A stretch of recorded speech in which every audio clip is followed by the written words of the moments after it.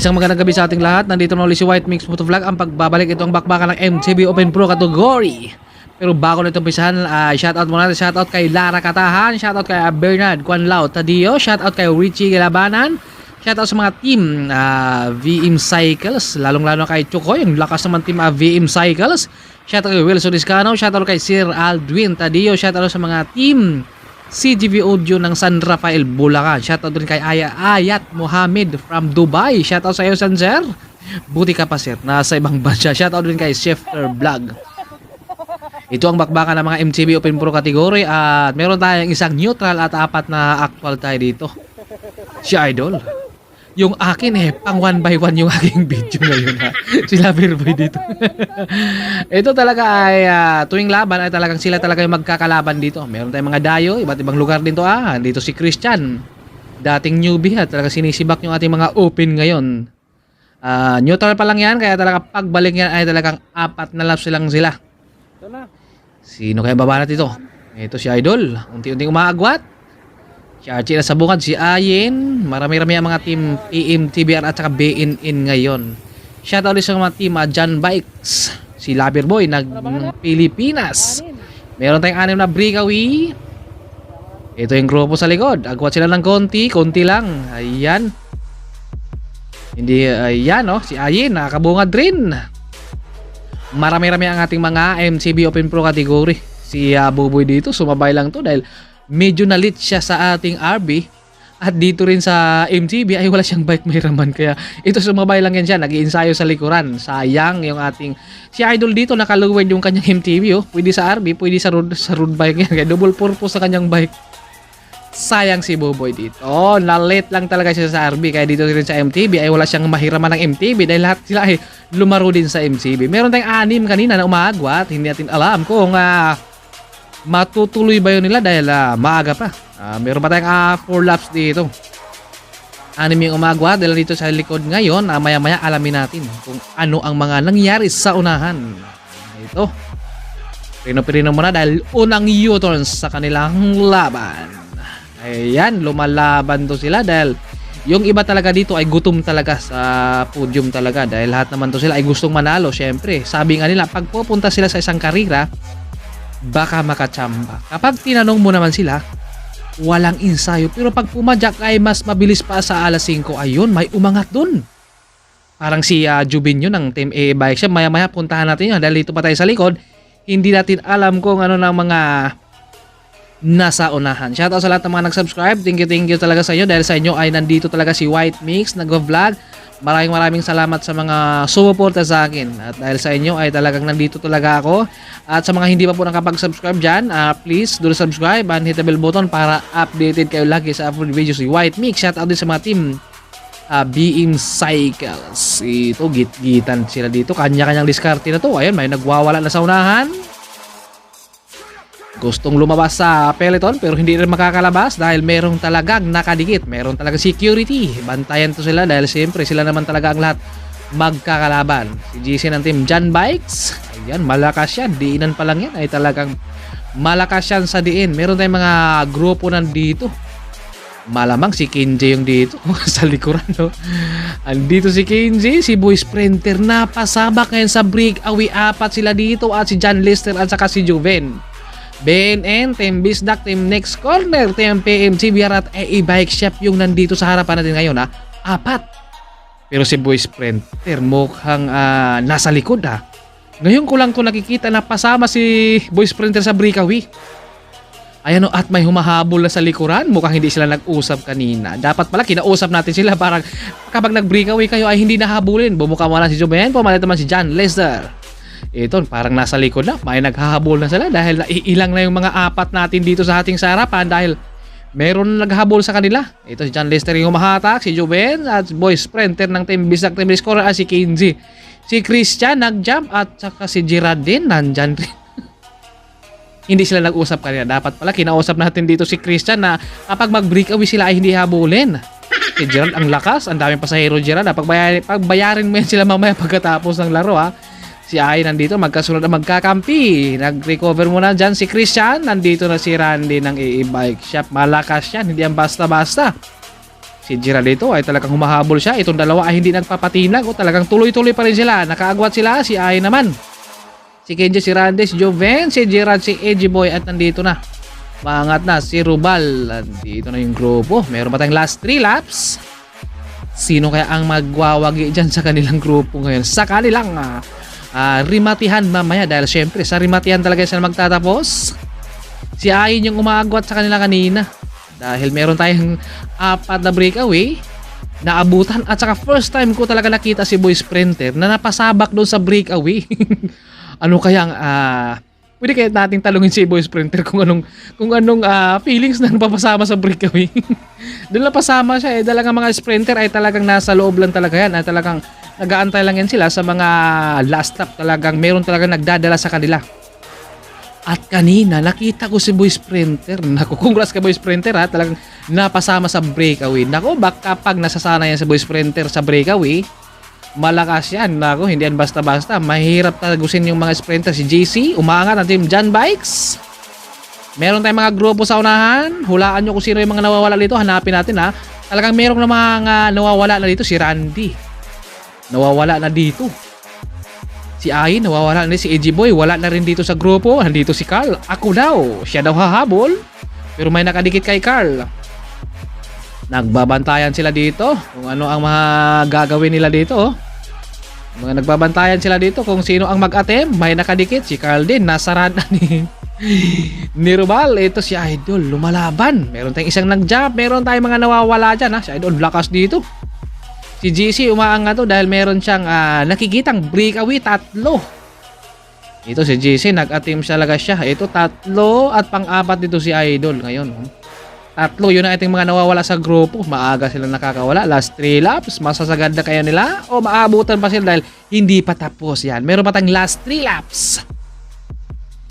Ito na yung grupo. Nagmamadali na dahil malakas yung nasa unahan. Sumisigaw na dito dahil kailangan ng habulin. Paano kaya habulin yan? Dahil malakas yung nasa unahan. Nandun si Randy ng EE Bike Shop. Malakas yun. Hindi yun basta-basta. Kapag dadayo si Randy sa Carissa ay talagang yun talaga ang binabantayan na si Randy ng EE Bike Shop. Sino kaya ang babanat dito sa kanila? At sino kaya ang hahabol? Si Loverboy. Unti-unti siyang nag-attempt. Nag-jump si Loverboy dito dahil bumabagal dito dahil nakabungad yung PMTB ang nakakampi sa ating breakaway. Si Loverboy nagtyaga. Solo mission ni Loverboy dyan. Ito rin. Si Idol. Solo din niya. Dahil meron nga tayong breakaway. 3. 3-man breakaway. Edgy Boy. At saka si Ayan. At saka si Randy ng team EE Bike Shop. 3 silang magkakatulong dito ngayon sa kanilang breakaway. Kapag namiminti nila yung takbuhan na 45-46 ay kaya talagang medyo mahirap yan maabutan. Dahil yung ating grupo sa likod ay kinukontrol ng kakampi. Yung nandito sa breakaway natin. Ako, iba talaga. At si Idol dito na nakadilaw ay sumabay lang yan dito dahil 3 lang yung ating breakaway ngayon. Kaya kaya tiisin at kaya lang isa ka dyan hanggang finish line o maabutan pa sila sa likuran dahil yung grupo hindi rin yung papayag na basta-basta lang ay talagang masasagad na yan. Talagang meron talagang shoutout sa inyo sir. Maghahabol doon sa ating 3 breakaway. Asa na yung ating grupo? Nasa baba pa. Nasa baba pa, bumabagal sila doon. Mukhang wala na sigurong pag-asa dahil si Kuya Kim lumipat na sa JMA. Agwat na talaga yung ating breakaway. Sino kaya maghabol dito ngayon? Meron pa tayong last 2 laps. Ito. Magbabantayan dito sila dito kung sino ang hihila sa kanilang grupo. Papunta doon sa ating breakaway. Siyempre, diskartihan na to. At top 3 lang tayo sa ating laban ngayon. Si Buboy sayang dito. Dahil nalit kasi sa RB, dito naman sa MTB, wala siyang mahiraman, sayang. Sino kaya? Muhammad. Ito, nagigit-gitan sila dito, nag-aantay talaga sila dito kung sino ang hihila dyan sa kanilang grupo para papunta doon sa ating breakaway. Siyempre, diskartihan dahil baka pag naubusan ka naman kapag ikaw hihila, nako sayang din sa last lap. Nako, kontrolado to. BNN at saka PMTBR nakabungad kaya yung ating breakaway ay talaga matuluyan yung makakalayo na. Nakabungad yung mga team BNN at saka PMTBR dyan. Sana kaya yung ating breakaway. Ito yung ating mga nag-jump sila dahil meron tayong 3 breakaway. Kasama dito si Ken ng team Go for Gold, ex of team Rebikes. Si Kenji, nandito rin si GC ng team John Bikes. Ito, 5 Sila dito ngayon at nandito siya. Meron tayong isa din. Si Chester 5. Ayan na, si Kinji. Talagang sumunod rin dito. Dahil talagang bumilis dito si Chester dito sa unahan natin. At andito rin naman si Kinji ng PMTBR. Ayan, dumikit din siya para hindi na matutuluyan. Dahil baka maabutan eh. Ayan pero kakampiyan nung ating tatlong breakaway doon. Ayun na, suminyas na si Kinji na layo raw. Kaya itong dalawa dito ay bumagal na. Mukhang wala na pag-asa siguro o meron pa. Kaya abangan na lang natin kung may pag-asa pa ba. O wala na dahil malayo talaga yung ating tatlong breakaway.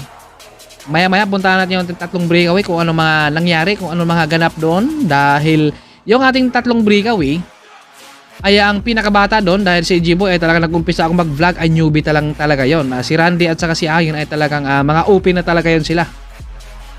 Sino kaya ang mas lamang doon sa kanila? Malamang-lamang yung dalawa doon dahil matagal-tagal na yung naglalaro sila Randy at saka si Ayon. Dahil nag-umpisa ako at talagang malalakas na yun sila eh.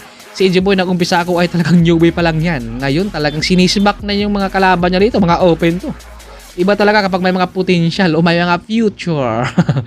PMCBR yung nagko-control dito sa grupo. Walang umaagaw, saan dito na. Umangat na dito, lumusot din sa bandang likuran. Si Gary dahil talagang nakokontrol na yung grupo dito. Andito rin, lumusot din, galing sa likod rin, humarap din. Si Gary nag-jump, si Christian rin nag-jump, si Boy Sprinter nasa likuran at si Jubin. Nandyan rin, no? Nasa likod rin. Ito, Team Lian. Team Lian ba to? Nakapick? Baka magkakamali ako Ayun dito si Boy Sprinter. Napasama yan doon sa ating breakaway kanina. Yun nga lang, naibalik siya sa peloton. Ito yung grupo. Single file. Meron pa tayong last 2 laps dito. Kaya pagbalik nito ay last lap na lang. Sino kaya ang hahatak dito ngayon? Dahil nakokontrol yung grupo dito papunta doon sa ating tatlong breakaway. Kaya hindi sila makakaabot. Si Christian nagtyaga. Solo niya dito. Kaya kanyang buhatin yan. Marami-rami ang pasahero ni Christian ngayon. Sino kaya ulit ang hatak? Si Gary ito ay solo mission niya dahil nag-attempt siya dahil nakakaramdam na siya talagang pinapatay yung grupo ni John Lister dahil may kakampi si John Lister o si Ayin sa ating breakaway.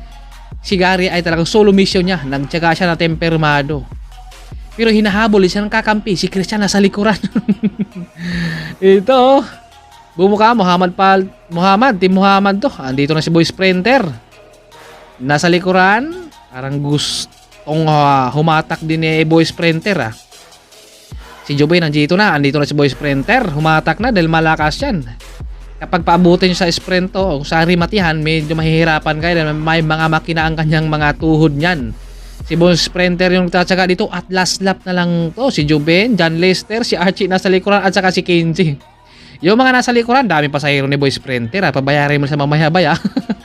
Naku, bumigay na. Ito ating tatlong breakaway ay talagang nagtutulungan talaga sila dito kahit iba't ibang team to PMTBR, BNN at saka AA Bike Shop. Shoutout din kay Sir Amorito Angana. Shoutout sa lahat ng mga team. Shoutout sa mga team Excellent. Shoutout din sa Team Navy. Lahat ng mga lalaro ng Ronda Pilipinas. Shoutout sa inyo at Rise Zip. Sana makapag-cover man lang tayo no?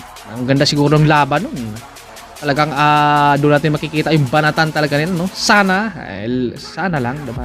Diba? Libre naman mangangarap Itong dalawa ay nagbabanatan si Ayin dito ay sa likod ay nagpapahinga dito si Ayin sa likuran. Si Randy yung humahatak, si Joey pangalawa at last na natin si Ayin.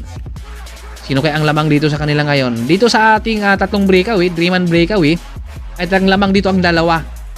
Dahil si EG Boy ay talagang newbie pa to noon. Noon lang yun, pero kita mo naman ngayon.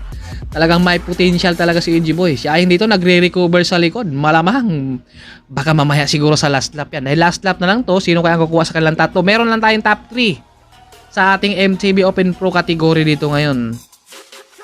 Asan na kaya yung ating grupo? Wala pa, hindi pa lumulusot at ito sila ay nakayuto na. Si Ayin dito patuloy siya kanyang pagre-recover dyan. Kung mga nagpapahinga muna para makabawi, para pagdating sa last lap ay talagang itulo na talaga niya yan. Si Randy naghahanap ng kapalitan si Randy dito para pumalit si EG Boy. Ito na, suminyas kasi si Randy kaya pumalit si EG Boy.